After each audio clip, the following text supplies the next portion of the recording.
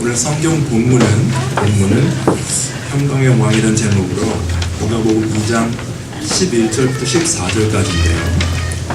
주보를 보시면은 다 남아 있습니다. 한번 참고하시고.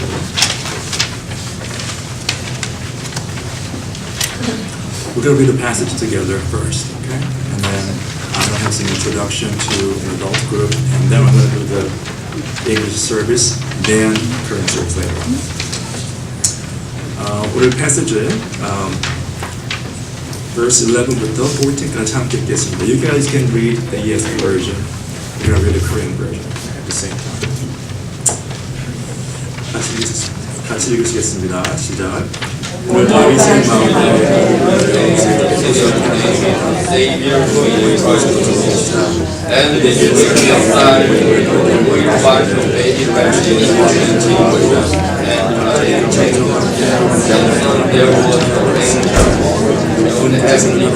Praise God and sing.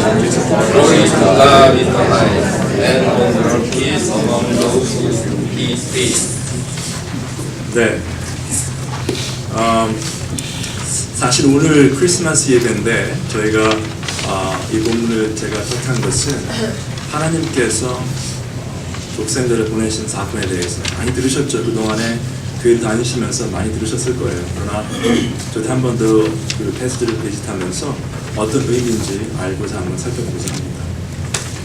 예배를 시작하기 전에 제가 중고등부 담당하기 때문에 여기 이렇게 여러분들과 함께 예배드릴 기회가 많지 않아서 만날 때마다 잠깐씩 좀 나누고자 하는 부분이 있는데 오늘은 예배에 대해서 잠깐 짚어보고 예배를 시작하도록 하겠습니다.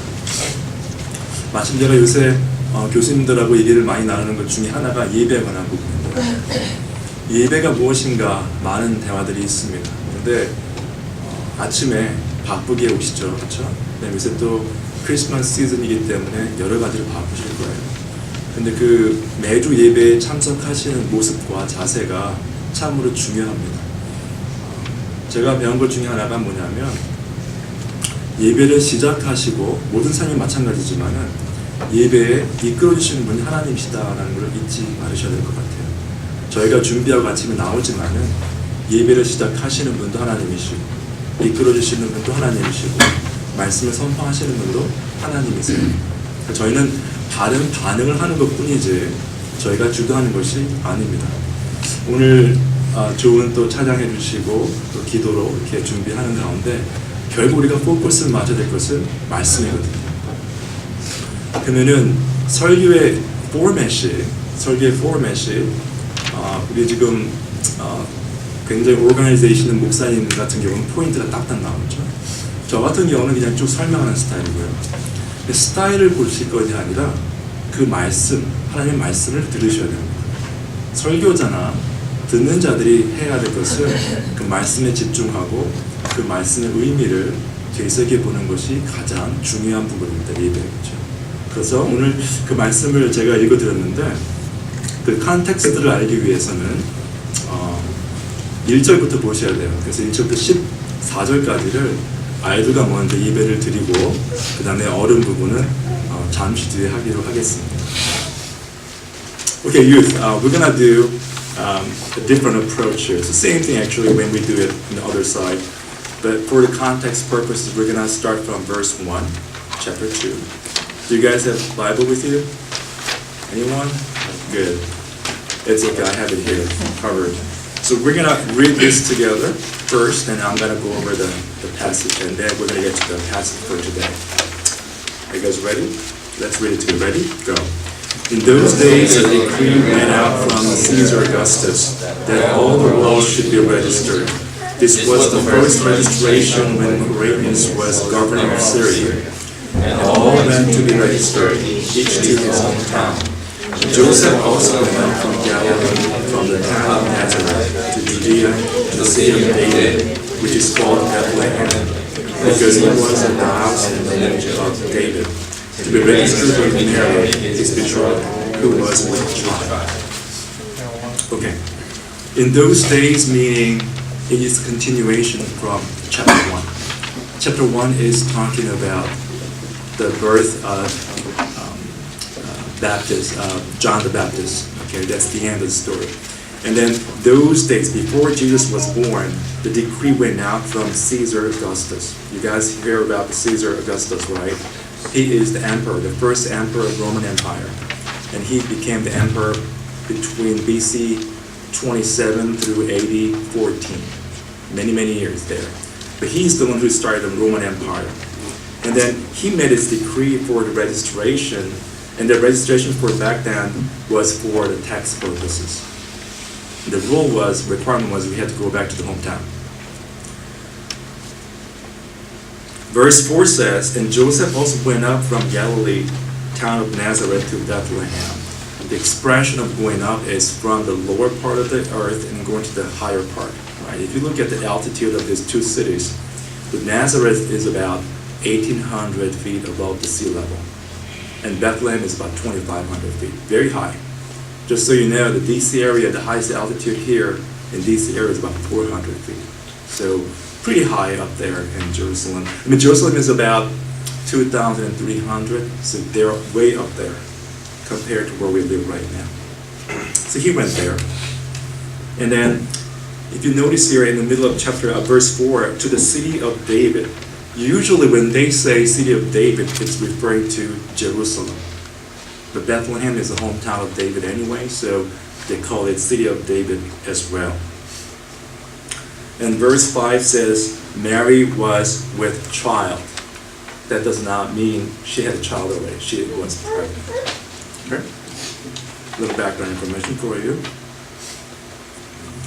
Verse 6 through 10. Let's read them together. Okay, ready? Go. And while they were there, the time came for her to give birth. And she gave birth to her firstborn son, and wrapped him in swaddling clothes, and laid him in a manger, because there was no place for them in the inn. And in the same region there were shepherds out in the field, keeping watch over their flock by night. And an angel of the Lord appeared to them, and the glory of the Lord shone around them. And they were filled with great fear. And the angel said to them, Fear not, for behold, I bring you good news of great joy that will be for all the people. The story continues, right? And verse 6 says, she finally gave birth to Jesus. And this is what happens afterwards, from verse 7 through 10. Notice please that verse 7 says that was her firstborn son. As you know in the Gospel of accounts, it talks about Jesus' brothers and sisters. So Mary, afterwards, she had more children. Some people out in the world, they think Mary did not have children anymore. But that's not biblical, because the Bible clearly says they had brothers and sisters. In verse 7, swaddling clothes is basically similar culture that we have in the hospital. Have you guys seen the newborn baby in the hospital? Right? They usually wrap around the babies. And in Jewish culture, what happened was they wanted to do that to put their limbs straight. Right? I don't know why they did it so tight, but they usually did it a little bit tighter than we think. And verse 8 says, and in the same region. So same region is basically, they were in Bethlehem. So around that region, there were shepherds out in the field, keeping watch over their flock by night. I was thinking about this verse a little bit, because why did they go out and flock, look at their watch and all that during the nighttime? That's kind of strange, right? And another thing is, we're celebrating Christmas in December, but usually in Jewish culture, when they do this, it's between March and November. So that's another thing. Just so you know, in Jerusalem, today's weather is low 45 and high 57. So if you go out in the midnight, it's going to be really cold out there. Okay? And Jerusalem has cold winter. I mean, not ours, just like ours, but average about 55, 57 high, and then 43, 45 average low. Pretty cold. And just so you know, I'm going to show you the map later on. Bethlehem is about 85, 90 miles below Jerusalem. And verse 9 says, and an angel of the Lord appeared to them, And the glory of the Lord shone around them, and they were filled with great fear. This is very similar reaction by Mary, by Joseph, and other people who saw an angel. They become fearful about what happened. Right after that, they give some comforting words. Verse 10 says, "And the angel said to them, Fear not, for behold, I bring you good news, a great joy that will be for all the people." Please note, the good news, that's evangelion, that's Greek word about gospel. That's what it is. The gospel literally means good news. And that's what it means. A great joy that will be for all the people meaning for all the earth, all the creation. And you shouldn't confuse with this concept of universalism though. It's not for everyone. I'm going to explain to you later on. Okay? For this passage though, let's think about two things. Jesus was born, he's the King of the Kings and Lord of the Lords, but he was put in the manger because there's no space for him. And the good news was proclaimed to shepherds first. They're not really high level, making a lot of money type of job. It's kind of low level, not that respected well in the culture either. Because they're working during the nighttime, outside, watching their flocks. Two things are very important because those two things are opposite of what we think these days. We want to be successful. We want to go to the nice college. Nothing wrong with that, right? We want to make a lot of money, be famous. Then we'll be happier. That's not really the case. It says that Jesus was born in the manger, basically. He was born there. And shepherds learn about the news, good news, the first.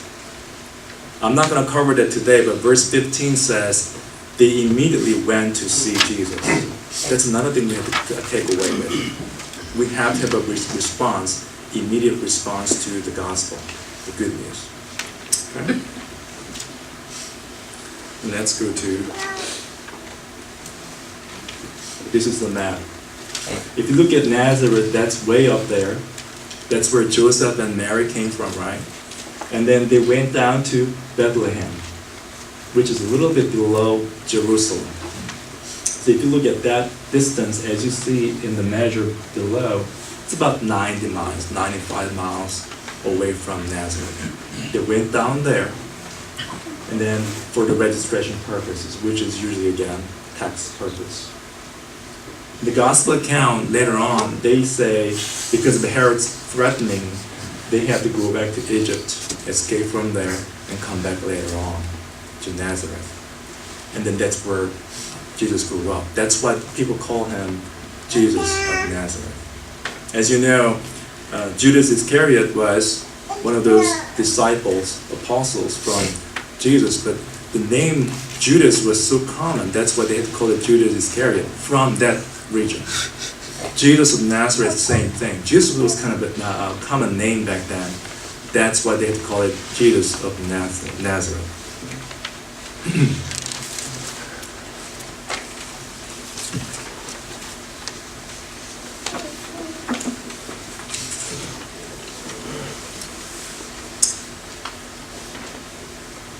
Prince of Peace. That's actually from, Reverend Cheng read the verse today. It's from Isaiah chapter 9, verse 6. The Korean version, literally speaking, if you translate back to English, it says, King of Peace. But actual Hebrew word in parentheses right there is Sar Shalom.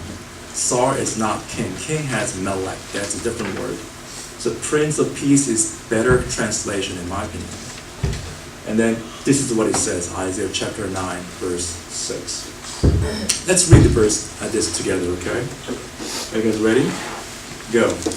For to us a child is born, to us a son is given, and the government shall be upon his shoulders, and his name shall be called Wonderful Counselor, Mighty God, Everlasting Father, Prince of Peace. It's Isaiah's prediction about the Prince of Peace coming to this earth for our salvation. And somehow it's already 11:08, so let's go down to the word of the day. Word for the day, Prince of Peace. Let's take a look at it. The first one, the right-hand side, Tsar, right? Tsar right there. These are the translation for that word. Prince, ruler, leader, chief. It's not really kingdom, right? And as you know, this one has a dot on the left-hand side. That's S sound. Right-hand side is SH sound, right? Shalom. Right? You guys remember this? It looks like mu.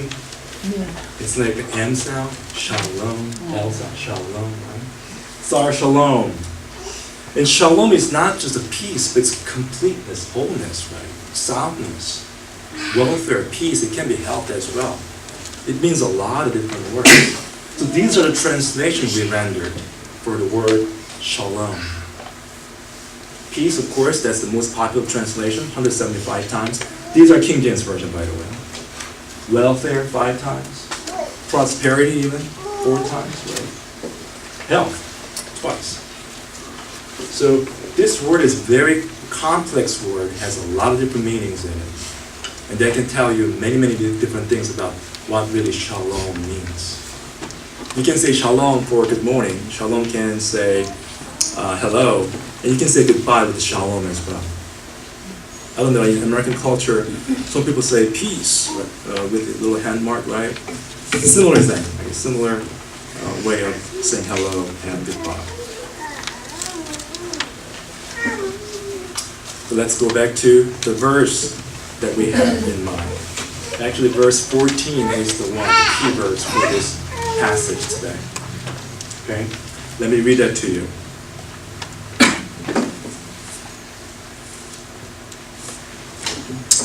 Glory to God in the highest, and on earth peace among those with whom He is pleased. Okay. Remember the passage, previous passage says, for all the people, goodness for all the people. However, this one says, peace among those with whom He is pleased. Who is pleased? God is pleased with. Right? It's not for everyone, definitely. It's about those people who God has pleased with, meaning in favor of God's eyes. Who got favor from God in the Old Testament? One of them was Noah. Same thing. He was saved from that flood. Same thing. We are going to be saved by God because we are, in His eyes, are pleasing to Him. So again, let me read that verse one more time. Glory to God in the highest. He needs to be glorified. Glory in Hebrew word is kabod, right? I explained it a few times before. It means heavy. It's important. So He is important right there, where He is already. But on earth, peace among us.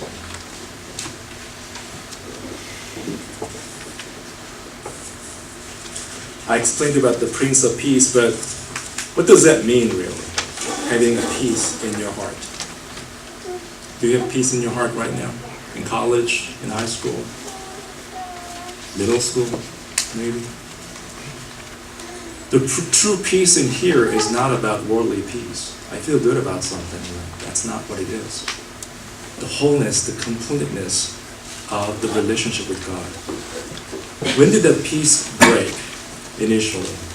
The shalom broke in Genesis chapter 3. When they first committed sin, that's what happened. That perfect relationship between God and human beings broke apart. Peace was gone from there. But today's passage is saying that the peace is coming back through Jesus and His birth on this earth. As you know, 2 Corinthians chapter 5 says, He is the reconciliation between us and God. Right? 2 weeks ago, Dr. Thomas talked about it.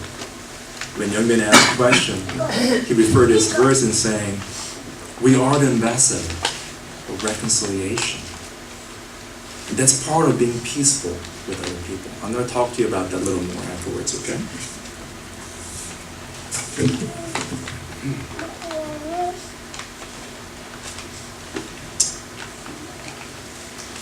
Isaiah chapter 48 verse 22 says, "There's no peace, says the Lord, for the wicked." Who are the wicked? Anybody? Psalms? Hint.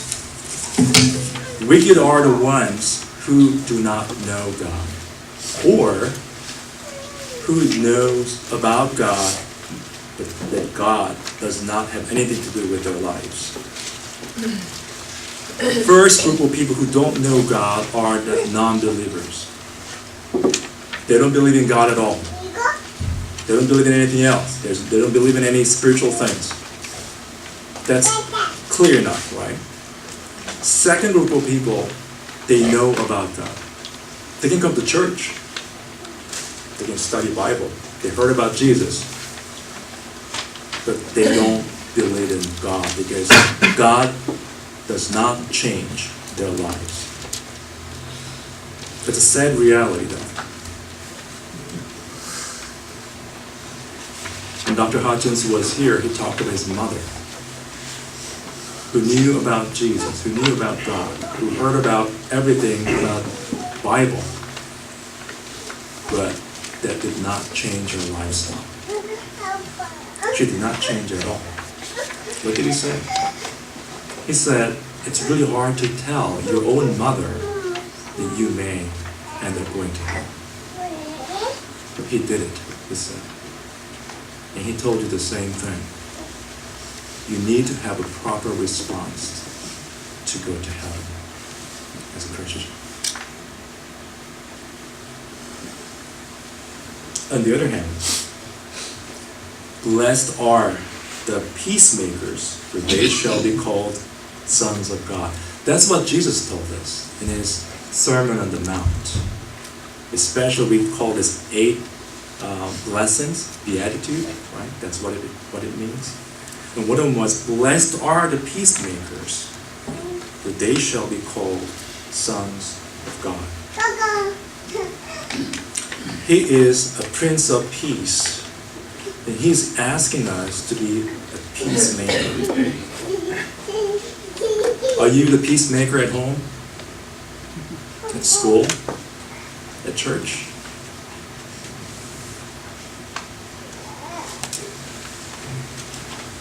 Let me finish this with one more note.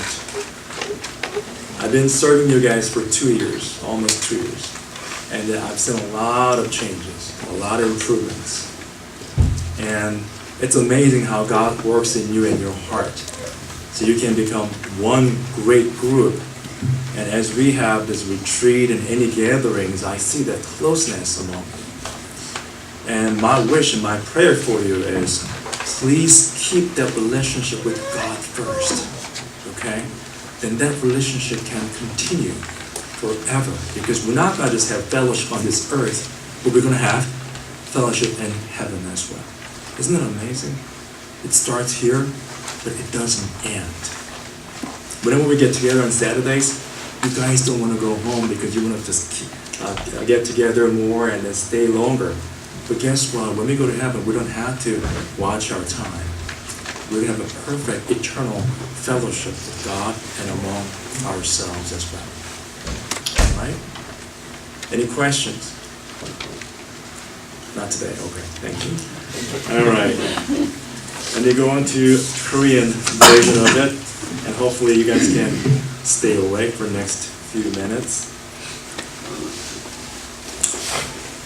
네, 오늘 본문 말씀은 누가복음 2장 11절에서 14절까지인데요. 결국 그 내용을 좀 이해하시기 위해서는 1절부터 보셔야 좋겠습니다. 1절 제가 읽어드리겠습니다. 그때에 가이사 아구스도가 영을 내려 천하로 다 호적하라 하였으니 이 호적은 구레뇨가 수리아 총독이 되었을 때 처음 한 것이라. 모든 사람이 호적하러 각각 고향으로 돌아가매 요셉도 다윗의 집 족속이므로 갈릴리 나사렛 동네에서 유대를 향하여 베들레헴이라 하는 다윗의 동네로 그 약혼한 마리아와 함께 호적하러 올라가니 마리아가 이미 잉태하였더라. 제가 읽어드리는 것은 개정 개혁 버전이기 때문에 이쪽을 보셔야 됩니다. 가이사 아구스토라고 좀 돼 있는데요. 어거스투스, 옥타비안, 뭐 여러 가지 발음이 있죠. 이 사람이 로마의 황제로서 초대 황제입니다. 로마의 제국을 건설하고 그래서 BC 27년부터 AD 14년까지 재위를 하였고요. 그래서 이 사람이 이때에 재위를 하면서부터 사실은 그 브리타니카 그 백과사전이죠. 거기 보니까 팍스 로마나 해가지고 로마의 평화라는 그 시기를 정할 때 이 사람이 있었던 시기를 정하더라고요. 그래서 BC 27년부터 AD 한 180년까지.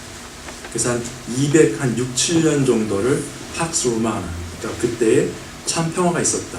기적과 같이, 그렇죠? 그러나 불행하게도 그 평화는 200년을 좀 넘기고 없어졌죠. 그렇죠? 참고하시고 기억하시고 계시면은 좀 이따 설명할 때 도움이 될 것 같습니다.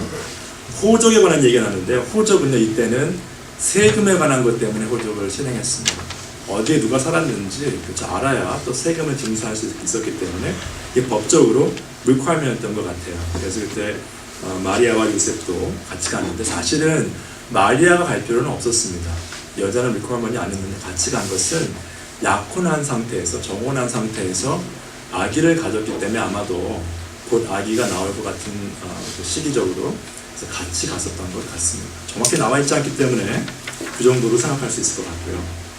그 다음에 신학자들이 고민하는 것은 2절에 보시면 구레뇨가 수레와 총독이 되었을 때 처음 한 것이라 했는데 구레뇨라는 사람이 총독이 됐던 것은 AD 6거든요. 그래서 시기적으로 좀 힘들다. 이게 레컨사일이 잘 안 돼요. 그래서 일반 그 역사하고 성경에 나오는 것과 이제 구별이 잘 힘든데 그 부분에 대해서 고민을 하지만은 저희들이 고민할 문제는 아닌 것 같습니다. 어쨌든 호적이 시행되었다. 그리고 4절에 보시면 나사렛에서 베들레헴으로 올라가니 5절에 그죠? 올라가니 아이들한테 설명했지만은 올라갔다는 표현은 우리가 보통 그 지방에서 서울로 가면 올라간다는 표현 한국말도 하죠. 근데 그거는 그냥 남쪽에서는 말이 되죠. 근데 북한 쪽에서 서울로 오면 내려간다고 해야 되는 것 같은데 어쨌든 그건 잘 모르겠고요. 여기서 말하는 올라간다는 표현은 그 해발의 관계가 있어요. 그러니까 해발 몇 미터 그죠? 그게 있죠.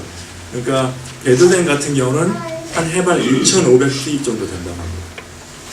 그리고 나사렛은 한 해발 한 1,800feet 올라간다고 되어 있죠. 표현. 정확한 표현이죠. 베들레헴이 예루살렘보다 좀 더 높아요. 참고로 알아두시고요. 마레가 이미 잉타하였더라. 디스는 어느 정도 될까요? 디스는 해발 400feet 정도 됩니다. 400feet. 별로 높진 않죠.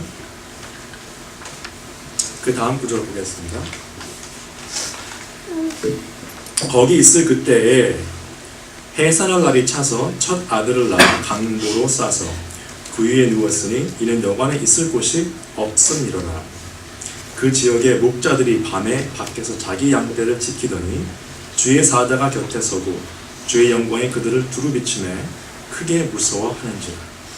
천사가 이르되 무서워하지 말라. 보라 내가 온 백성에게 미칠 큰 기쁨의 좋은 소식을 너희에게 전하노라.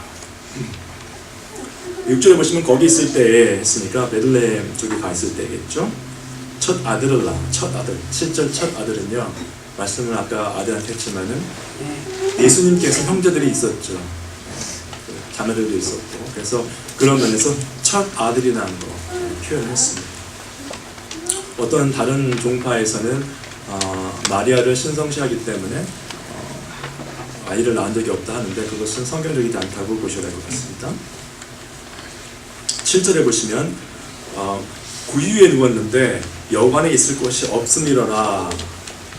그 랭캐스터 이런 데 가셔서 그 연극 보시면은 막 그 예수님 출산하는 그런 모습 보면서 막 여관 찾으러 왔다 갔다 하죠. 막 분주하게 결국 못 찾고 마일교회 가는데 사실은 꼭 성경적이라고 볼 수는 없어요. 왜냐하면 그때 당시에 이 여관이라는 이 표현, 인이라고 해석한 이 단어는 이 상인들 있죠. 캐러밴들, 막 그 여러 명들 이렇게 지나가면서 묵는 그런 곳을 말하는 것이에요. 그래서 이제 사실은 그런 분들이 가득 차 있었기 때문에 아마 찾은 곳이라고 볼 수 있겠습니다. 그렇죠? 꼭 분주하게 왔다 갔다 했다기보다는 그래서 이제 그 보통 영국을 잘못 보시면은 그 여관 주인들을 좀 안 좋게 묘사하는 방 없어. 그런데 꼭 그렇지 않을 것 같습니다. 8절에 보시면 그 지역의 목자들이 밤에 밖에서 자기 양떼를 지키더니. 참고로 오늘 예루살렘은 저희랑 시간차가 많아가지고 그쪽은 지금 저녁 시간입니다. 근데 날씨를 보니까 오늘 최저가 45도고 최고가 57도더라고요. 저 말씀드린 것처럼 베들레헴이랑 예루살렘이랑 가까이 있기 때문에 날씨도 보니까 똑같더라고요. 일기예보가. 만약에 우리는 디셈버에 지금 크리스마스를 셀러브레이트 하는데 디셈버 지금 정도 시기에 양떼를 치는 목자들이 밤에 나와 있다면 좀 추웠을 것 같아요. 근데 실제적으로 그 이스라엘의 문화를 보면 양떼를 치는 목자들의 시기는 3월에서 한 11월 정도 된다고 합니다. 12월은 조금 드문 케이스인데 크리스마스가 12월에 여러 가지 알기가 있지만은 어쨌든 그 참고로 아시면 좋을 것 같고요. 10절에 보시면 천사들이 말하는 소리가 들립니다. 무서워하지 말라. 보라, 내가 온 백성에게 미칠 큰 기쁨의 좋은 소식을 너희에게 전하노라. 사람들이 죄를 짓게 되면 무서움에 떨게 되어 있습니다. 아담과 이브가 처음에 죄를 지었을 때 하나님께서 오시니까 숨으려고 했죠. 그렇죠? 영어로 표현하면 alienation이라고 합니다. 이게 좀 거리가 멀어지는 거죠. 하나님은 괜찮은데 우리가 지레 겁을 먹고 이제 숨으려고 하는 그런 모습이죠. 내가 누가에게 잘못했으면은 내가 괜히 부담이 되는 거예요. 그런데 천사들이 무서워하지 말라고 합니다. 왜냐? 온 백성에게 미칠 큰 기쁨의 좋은 소식을 너희에게 전합니다. 기쁨의 좋은 소식, good news입니다. 이게 글자 그대로 해석하시면 그게 가스펠이에요. 가스펠이라는 뜻의 good news라는 그 표현이 이벤게리온이라는 그 단어의 어떤 그 표현의 변화형이기 때문에 이걸 보시면은 정확하게 good news가 가스펠이구나 알 수 있습니다. 두 가지입니다. 그렇죠. 일단 예수님께서 탄생하셨던 부분은 낮은 곳을 임하셨고 가장 좋은 소식이 그 양떼 치는 목자들에게 갔다는 거죠. 어떤 부유층이나 왕족에게 그 소식이 간 것이 아니라 정말 세상에서 외톨이로 남아있는 사람들, 그렇죠? 참으로 힘든 일을 하고 있는 분들한테 그 소식이 전했다는 것을 한번 노티스 하시기 바랍니다. 자녀를 키우실 때 혹은 사업이나 직장 생활 하시면서 나의 모습이 하나님께서 주시는 그 은혜로 사는 것인지 아니면 세상적인 지위를 위해서 살고 있는지 한번 생각해 보실 필요가 있는 부분입니다. 오늘 본문이죠. 11절부터 14절까지 제가 또 읽어드리겠습니다. 이거는 개정개혁 버전이기 때문에 오늘 다윗의 동네에 너희를 위하여 구주가 나셨으니 곧 그리스도 주시니라. 너희가 가서 강구에 쌓여 그 위에 뉘어있는 아기를 보리니 이것이 너희에게 표적이니라 하더니 호련히 수많은 천군이 그 천사들과 함께 하나님을 찬송하여 이르되 지극히 높은 곳에서는 하나님께 영광이요 땅에서는 하나님이 기뻐하신 사람들 중에 평화로다 하니라. 앞에 한번 잠깐 보시죠. 여기 밑에 보시면 10절에 온 백성에게 미칠, 그렇죠? 큰 기쁨의 소식이라고 되어 있죠. 온 백성 하면 영어로는 all people예요. 그러니까 모든 사람들처럼 얘기를 하는데 그 다음에 패시지를 보시면 14절 밑에 여기 보시면 그렇죠? 두 번째 줄 하나님이 기뻐하신 사람들 중에 평화로다 하니라. 노아는 그 죄악된 세상 중에서 하나님께 은혜를 입었다. 하나님 보시기에 pleasing한 사람들에게만 해당되는 평화입니다. 그걸 기억하셔야 돼요.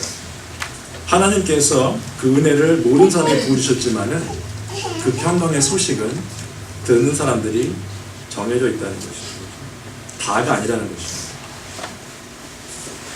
근데 아까 목사님께서 읽으셨지만은 평강의 왕 혹은 평화의 왕이라고 해석하죠. 쉬운 성경에는 그 단어는 이사야서 6장에 나오는 단어입니다. 그렇죠? 다시 한번 읽어보실까요? 이거는 중요한 verse니까 같이 읽어보겠습니다. 시작. 왜냐하면 우리에게 하나님과 대할 것이기 때문이다. 하나님께서 우리에게 하나님을 주실 것이다. 그의 어깨에 왕을 이겨줄 것이다. 그의 이름은 유자, 모사, 전능하신 하나님, 영원히 살아계신 아버지, 평화의 왕이시다. 그의 이름을 하는 부분 쭉 보시면 엄청난 이름들입니다. 그렇죠? 기묘자, 모사, 전능하신 하나님, 영원히 살아계신 아버지, 평화의 왕이시다. 제가 위에 여기 말씀을 드리면서 히브리어를 써놨는데 쌀 샬롬, 그 쌀이란 말은 원래는 왕이라고 하기보다는 그 프린스, 그렇죠? 왕자라는 뜻이에요. 원래는. 그래서 이제 영어 성경은 Prince of Peace라고 정확히 해석을 했는데 한글 성경에는 왕이라고 해석했습니다. 왜냐하면 뜻은 비슷하죠. 그러니까 단어 자체는 달라요. 멜렉이라는 왕이라는 뜻하는 단어가 따로 있지만 여기서는 ruler다, 지배하시는 분이다, 컨트롤하시는 분이라는 뜻이 있기 때문에 결국 왕으로 봐도 꼭 틀렸다고 볼 수는 없겠죠. 근데 평화의 왕이시다. 네, 평화의. 그 왜 핸델의 메시아 그 들으시면은 우리를 위해하셨다 하면서 기묘라, 묘사라 뭐 나오죠, 그죠? 그게 나오는데 한글 성경은 기묘자, 모사 이렇게 구별을 했어요. 근데 영어 성경에는 그냥 wonderful counselor예요. 그게 한 단어예요. 근데 한글 성경은 wonderful 따로, counselor 따로, 기묘자, 모사 따로 했습니다. 뭐 counselor는 역시 조언을 해주는 그런 뜻으로 볼 때 이제 그릭 그 신약으로 가게 되면은 어떻게 보면은 법적인 용어가 비슷해요. 그러니까 그 어떤 변호사 같은 그런 의미가 있습니다. 근데 기묘자라는 뜻은요, wonderful counselor 때 wonderful이라는 뜻은 들으시면 어떤 느낌이 드세요? 아름답다. wonderful tree, 그죠? wonderful tree, tree wonderful 하죠. wonderful music 오늘 아침에 찬양 들으신 찬양 그죠? wonderful이라는 단어가 아름답다, 뭐 멋있다는 뜻이라기보다는 원래 어원의 뜻은 miracle이라는 뜻이 있어요. 기적. wonderful counselor는요, 아름다운 그 카운셀러가 아니에요. 어떻게 보면 기적을 베푸시는 카운sel러라는 뜻입니다. 그냥 아름다우신 분이 아닙니다. 전능하신 하나님이시고 영원히 살아계신 아버지시고 그분께서 주시는 평화, 참 평화의 왕이시라는 거죠. 그 평화는요, 우리가 가질 수 있는 게 아니고 우리가 취득할 수 있는 게 아닙니다. 하나님의 은혜로 기적처럼 우리에게 주어지는 거죠. 원더풀 카운셀러께서 주시는 거예요, 우리에게. 그렇죠? 그래서 Prince of Peace라는 단어를 잘 기억하시고요. 그렇게 된다면 그 평화가, 그 평강이 무슨 뜻인지 한번 보겠습니다. 개역개정에 이렇게 나와 있습니다. 여호와께서 말씀하시되 악인에게는 평강이 없다 하셨는데, 저희가 보는 쉬운 성경은 악한 사람들에게는 평화가 없다. 여호와의 말씀. 여호와의 말씀. 설교자의 말이 아니고 신학교의 말도 아니고 여호와의 말씀입니다. 여기서 악인은 누굴까요? 범죄를 저지르는 사람들일까요? 뭐 그럴 수도 있겠죠. 그러나 성경에서 말하는 악인들은 하나님 앞에 기쁨, 합당하게 서지 못한 자들입니다. 가장 간단한 부류는 하나님을 모르는 자들이겠죠. 불신자들이겠죠. 두 번째 그룹은 뭐죠? 하나님에 대해서 아는 자들. 그러나 그 하나님이 내 삶에 아무런 변화도 주지 않고 내 삶에 아무런 필요도 없는 거예요.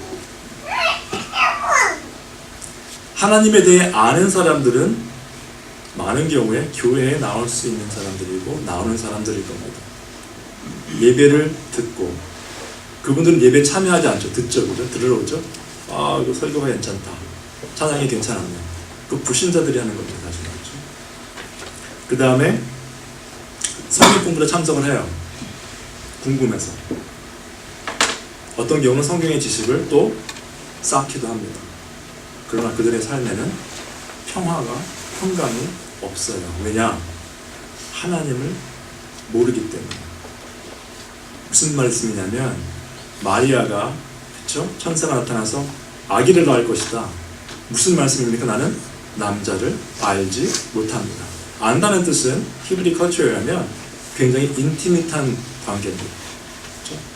표현이 아담이 자기 아내를 알고 아들을 낳았죠. 그렇죠? 인티밋하다는 거죠.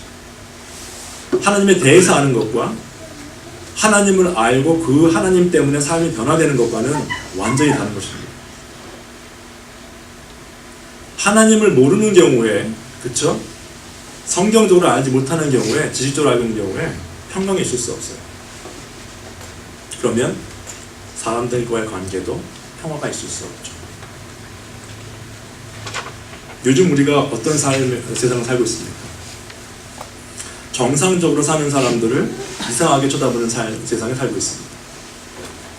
자녀들이 부모에게 순종하면 이상하게 봅니다. 애들이 왜 저러지? 좀 반항도 하고 해야 되는데, 그렇죠? 법을 다 지키면 비웃습니다, 사람들. 안 지켜도 되는데 왜 지키지? 이제 좀 있으면 아이들이 자라면 아이들이 참 이렇게 될 거예요. 남자랑 여자가 결혼을 했네? 이상하네. 그렇게 될 거예요. 심각합니다. 세상에. 그리고 정상적인 삶을 사는 것들을 삶을 보면서 그게 불가능하다고 생각합니다. 교회가 평안하면 말도 안 된다고 생각을 하고 부부가 화목하면 그것도 있을 수 없다고 생각을 해요. 왜냐? 자신들은 그런 교회를 다녀본 적이 없고 자신들은 그런 결혼 생활을 해본 적이 없기 때문에 그렇습니다. 하나님을 만나지 못한 사람들은요, 하나님 앞에서 평화라는 것을 알 수 없어요. 왜? 하나님을 모르기 때문에. 늘 삶이 힘듭니다.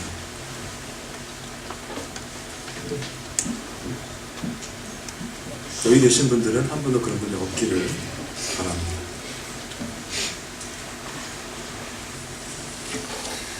악한 사람들에게 평화가 없다고 했는데 비평화가 언제 깨졌죠? 창세기 3장에서 죄를 지었을 때 그 평화가, 그 관계가 무너져 버렸죠. 근데 이제 그 평화를 위해서 하나님께서 독생자를 보내신 겁니다. 아까 제가 서두에 팍스 로마나 말씀을 드렸는데 그 평화는요 200년 조금 더 지나가서 깨졌습니다. 그 훌륭한 황제가 만들었던 평화, 시작했던 평화는요 AD 180년 이후에 없어져 버렸어요. 지금 아무리 세상을 봐도 세상이 평화롭다고 말하는 사람 하나도 없습니다. 근데 참 평화는 예수 그리스도가 오셨을 때 우리에게 이미 주어졌고 그 평화는 영원히 지속될 것입니다.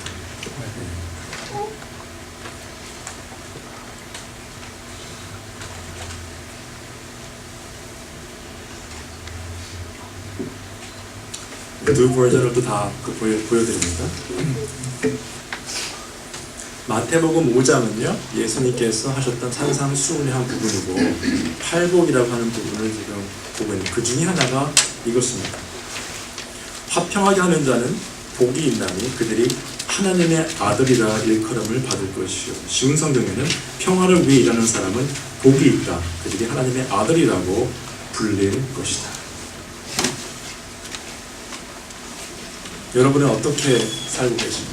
피스메이커라고 영어로 되어 있는데 우리가 피스를 메이크하기 때문에 피스메이커가 아닙니다. 하나님께서 맡겨 주셨기 때문에 그렇죠? 고린도후서 5장 19절부터 21절까지 보시면 우리가 하나님께서 화목하도록 하는 대사의 역할을 주셨어요. 앰베서더의 역할을 주셨어요. 그럼 그 역할을 잘 감당해야 되겠죠. 내가 참 평화가 아니고 내가 할 수 있는 게 아니지만은 예수님께서 하셨기 때문에 나도 그 평화를 누릴 수 있도록 다른 사람도 하나님 앞에서 참 평화를 누릴 수 있도록 해야 됩니다. 근데 가는 곳마다 분쟁과 분열을 일으키고 다툼을 일으킨다면 그건 피스메이커가 아닙니다. 가는 데마다 관계를 깨어버리고 사람들을 싸우게 한다면 그것은 피스메이커가 될 수 없어요. 시작은 가정에서 되죠. 가정과 아이들 학교와 교회와 만나는 사람들 가운데서 그 사람들의 말이 맞다고 인정하라는 게 아닙니다. 틀린 걸 틀렸다고 해야죠. 그러나 우리가 진리를 말하되 사랑으로 진리를 말하라고 되어 있습니다. 그렇죠? 우리가 진리를 말하는 것과 무례한 것을 구별 못하는 경우가 많아요. 무례한 건 진리를 말하는 게 아닙니다. 진리를 말해서 사람들이 힘들어질 수는 있죠. 그러나 그 진리를 말할 때 사랑으로 하셔야 돼요. 그러나 화평하도록 하나님께서 주신 그 화평을 가지고 사셔야 되겠습니다. 그래서 영원한 화목대로 오신 예수 그리스도께서 이 땅에 평안을 주셨고 그 평화 때문에 우리가 다른 사람들과의 관계에 있어서도 평화롭고 가정에서, 교회에서, 학교에서, 직장에서 이렇게 비즈니스 하시면서 평화롭게 사실 수 있는 이 모든 성도님 되시기를 주님의 이름으로 축원합니다. 기도하시겠습니다.